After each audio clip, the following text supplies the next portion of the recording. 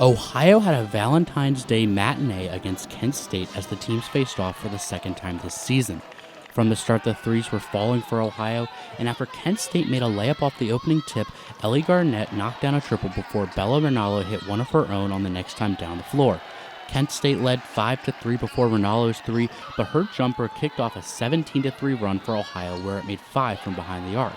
By the end of the first quarter, Ohio had raced out to a 27-15 lead. Garnett and Rinaldo both had multiple triples in the first as the Bobcats shot 7 of 15 from outside in the opening 10 minutes. Garnett explains what was working so well for the team in the first. Any given night, anyone can hit a three on our team. We practice every day from, one player to the 15th player. We practice shooting a lot out of the day, so I trust that anybody on the floor can make a three. The second quarter saw the offense for the Bobcats cool off considerably, but their defense stepped up to keep the Golden Flashes at arm's length. In addition to the strong defense, the Bobcats were grabbing offensive rebounds almost at will. The Bobcats hounded their opponent into contested shots and limited the Golden Flashes to just 6 points in the quarter. By halftime, the Bobcats were on top 44-21 and looked to be in a good spot to rout the Golden Flashes.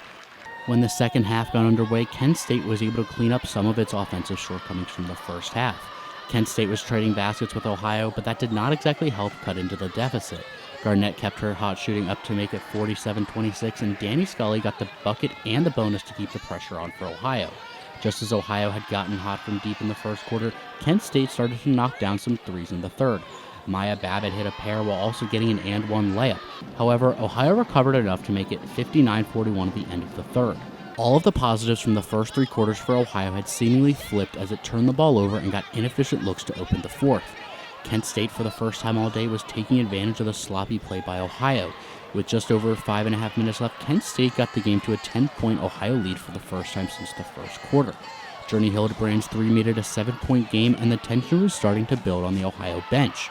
As Kent State roared back into the game, Ohio head coach Bob Bolden needed to find some answers and asked his team to dig deep to close out the win. We just played some hectic basketball, and one of those timeouts, it was just about everybody take a deep breath and calm down and focus on our job and doing what we need to do. His team responded well to his message and got a couple of plays from Bailey Tabling, who, despite struggling to find her range from deep, made an impact late in the game. Tabling started the break with a long pass to Scully for the fast break layup before taking it herself for the score to all but put the game away.